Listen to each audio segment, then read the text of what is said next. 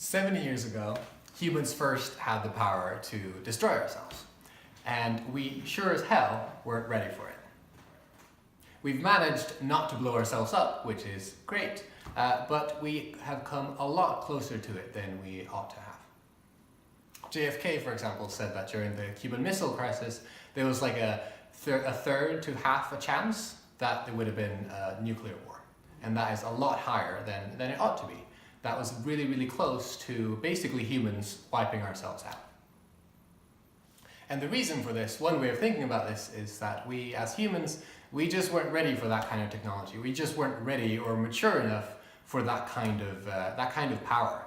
We were children playing with guns as opposed to toys that we ought to have been playing with. And over the coming sort of 50 years, over the coming decades, there's going to be a lot more of these kinds of technologies coming up. We're not just going to have nuclear weapons, we're going to have a lot of other technologies that might be dangerous, like ways of devising sort of diseases that might kill a lot of people. We might have like risks from artificial intelligence, etc. And so we're going to face these problems again of how to, as a civilization, be like mature enough to be able to deal with these problems. And luckily, there are some people who are actually working on these issues of like trying to figure out what are the new technologies, the new things that might wipe us out as a civilization, and actually trying to do something about it.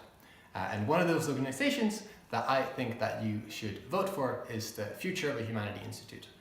They work out of the University of Oxford and basically try and answer this question. They try and find like what are the big risks over the coming few decades, what are the technologies that like might have us humans wipe ourselves out, and sort of prepare us as a civilization, as a world, as a society of like how are we going to deal with these new technologies, and how are we going to be able to navigate this future to make sure that there's going to be a lot of people in the future who are going to live and have nice lives just like ourselves.